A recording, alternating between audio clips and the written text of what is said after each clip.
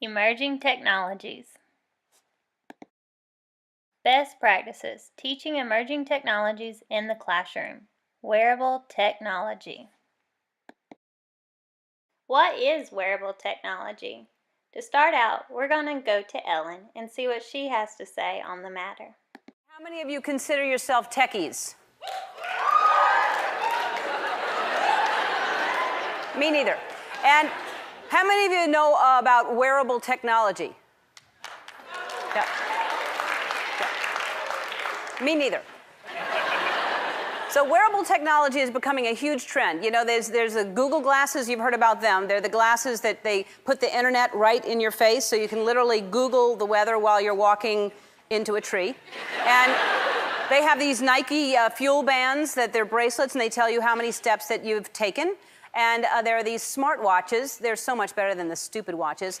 And the point I'm making is this stuff is taken off like crazy. And Danger ahead. Don't forget to bend at the knees. Yay, you reached your step goal of 10,000 steps.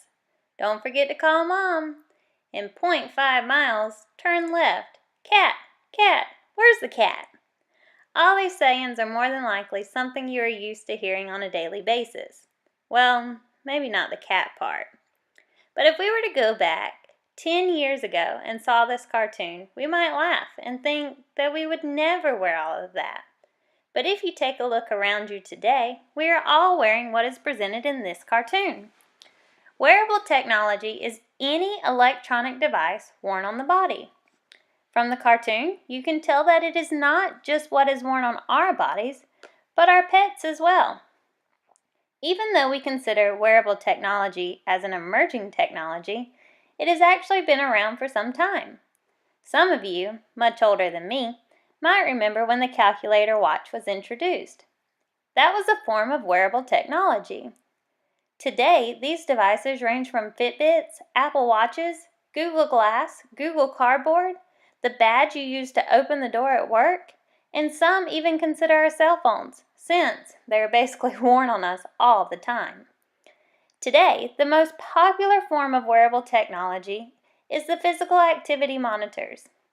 With these devices, like the Fitbit, you are able to track and monitor your daily steps, calories burned, heart rate, and depending on the version, there might be more.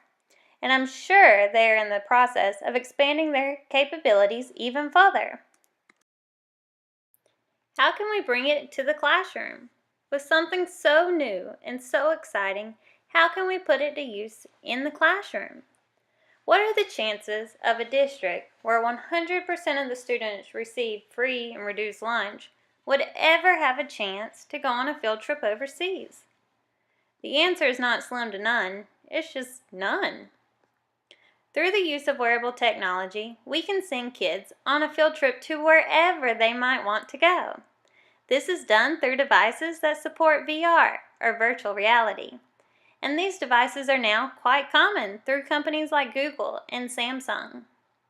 Students would be able to have a 360-degree view and actually feel like they're physically in that location. Here is a preview of how VR devices can be used to enhance the classroom. Being immersed in what you're learning motivates you to fully understand it. If I were submersed in a world that, I'm supposed to gain something from because I'm a part of that world now, I would be more inclined to understand what I'm learning or what I need to learn. And I think it would be a whole new ballpark of motivation. I think someone would want to use VR in the learning environment because it's a new dimension to learning. We read from a textbook and we write down notes and then you recite them on a test. And that's pretty much what education is now. Being involved in what you're learning, physically being able to walk through it and, have all your senses involved would heighten maybe what you retain.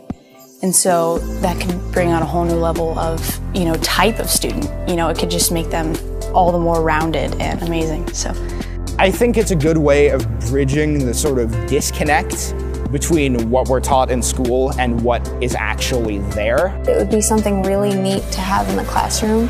I'm a really visual learner, so it helped me to be able to see things and pick it up and hold it, and I think that would be really effective in learning, especially for like younger children. I think just being in an actual scenario rather than just hearing about it is a much more valuable way to learn things. For like history lessons, the battle of so-and-so, they could go into a VR situation and like experience that for their own selves, and they could see historical events unfold. The tilt brush was amazing in the sense that I was interacting with my own imagination, and I think for children, especially children, that can be huge in developing creativity, aspects that are lacking in the classroom. You'd get a lot more kids that don't like learning because they think it's not fun and it's boring, to actually want to learn and be able to have fun while learning. If you're interested in how to draw, if you wanted to learn how to do coding or anything, you could learn them through VR, and you could also learn business and communication skills and game development skills through actually creating the programs within VR, which I think is pretty cool. So there's two ends to it.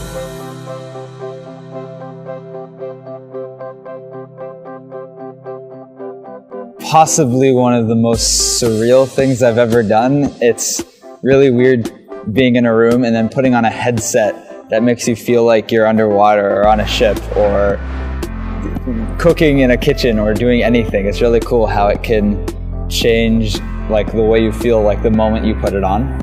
It made me feel like a kid in the sandbox again. Like, it made me feel a feeling that I haven't felt since I was a little girl.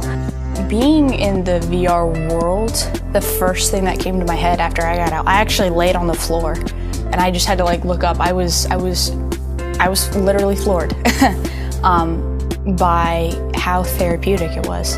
I don't know, I'm someone who has anxiety, and I could see it being a cool, like, safe space for students who are either having a really hard time or need to like go and kind of disengage for a little. I think it's a really like good way to calm students if they need that kind of safe space. That'd be pretty cool. Now that I know that this is on the doorstep of, education and gaming even, I don't know if I can ever go back. The possibilities are endless now that I've experienced it.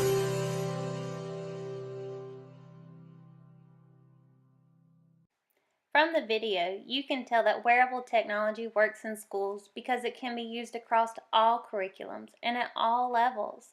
By using such devices, students are able to see an innovative side to learning, which can especially help with the population of students that lack motivation to learn.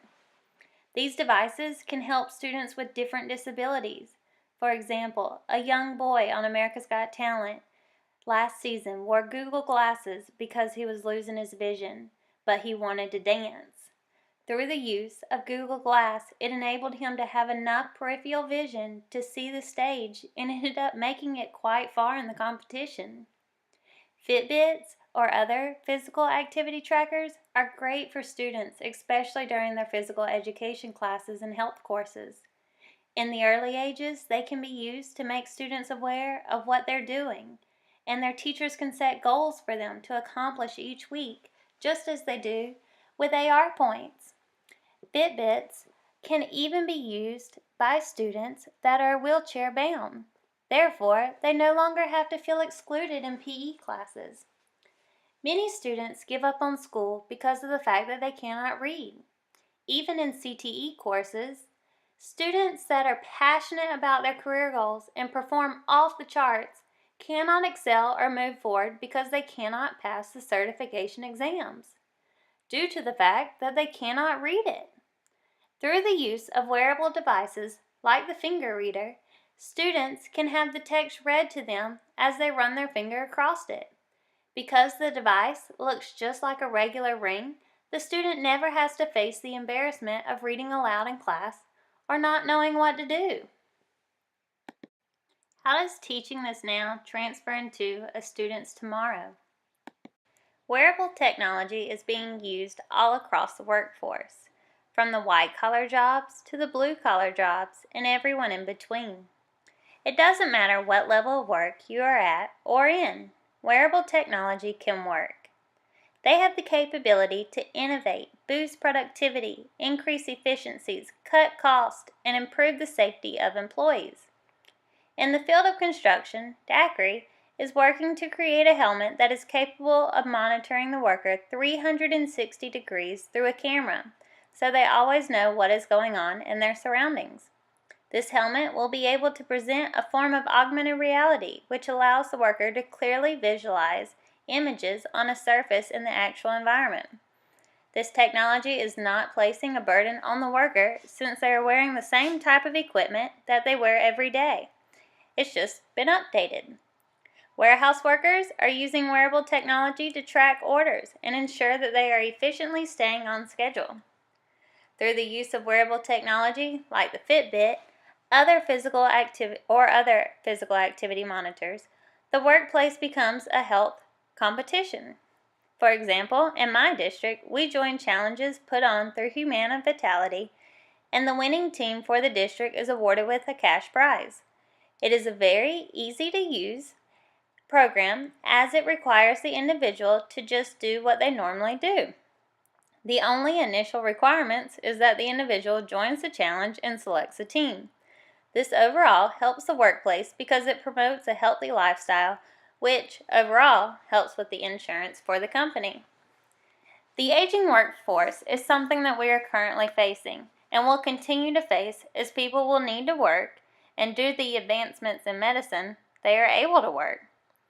Through wearable technology, this aging workforce can be used to remotely coach new employees or people that lack much experience.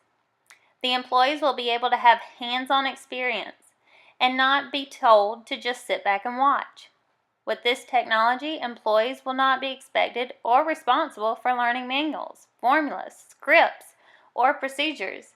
Customers will be able to make purchases out of the ordinary because service techs will have the capability to fix anything. Overall, money will be saved on training all employees on new updates, on equipment, because they can train a few and those can be used to coach and guide the others.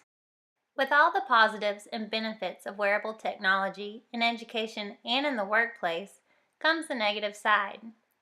There is much concern by employees that by wearing wearable technology at work, employers will be able to access their private information and will be able to know where they are and what they are doing at all times. Some would just say, Big Brother. Wearable technology is known to cause distractions, whether used at work or in the classroom. Unfortunately, this is a battle that will always be faced. Dealing with these distractions and the use of technology is something that needs to be addressed and established in the very beginning when planning the implementation. Wearable technology offers real-time data, and many are linked to multiple devices and multiple apps within those devices. The scary part is who owns that data. Is it the individual's data because they are the subject that was used to obtain it? Or is it the employer's data because they are the one that purchased the device and it is to be used on their time that they're paying you? There is also the scare of whether or not the HR department will have access to this data. And if so, could it risk your job? Or could it risk the cost of your insurance? Even though Google Glass is overall a benefit to education in the workplace, it's difficult to even discuss it at this time. Google Glass is currently off the market, but there is talk that they are going through a redesign phase. So hopefully it'll be back soon. The final question is, can education meet the demand? We all know with technology today that we could be using iOS 9, and tomorrow we wake up with an update alert advising that we need to update to iOS 9.1. Then by 3 p.m. we receive another alert for iOS 9.1.1. It is constantly changing. Not only is it difficult to keep up with our own devices, being in the know is borderline impossible because everything is kept a secret until it is time for it to be released. Purchasing technology for education is not easy and takes months of planning to put everything together in order to make the purchase. By the time everything is ready to go and your brand new iPads ship, the next one is being introduced. Educators play a major role in preparing students for the workforce, and since wearable technology is not going anywhere, it is important that students are knowledgeable in them. In order for the students to gain knowledge in them from the educators, it is important that the educators are trained and knowledgeable in them as well. Training teachers in wearable technology, or any technology, can be difficult, depending on the type of teachers you are working with. Many are not trained to work with such devices in teacher preparation programs, whether it is due to the teacher's age or the general format of the program they attended. Due to the lack of training for educators, many are scared to use technology, or they do not see the point in it since they haven't needed it or used it before. The actual use of wearable technology in the classroom has yet to be completely researched because the integration is so new, but the exploration is in progress. In order to put a valid plan into place, educators need to seek out the local businesses and see what their plans are for wearable technology. By doing this, educators can ensure that they are meeting the demands of the community, which, overall, in most areas, is where the students will stay. It is important for both sides to remember that wearables are an emerging technology. Therefore, they are still in the trial phases and have not had the time to get the number of people needed to conduct overall data. There, with everything else, is always going to be changes. In conclusion, the emerging wearable technology is here, it is now, and it's coming.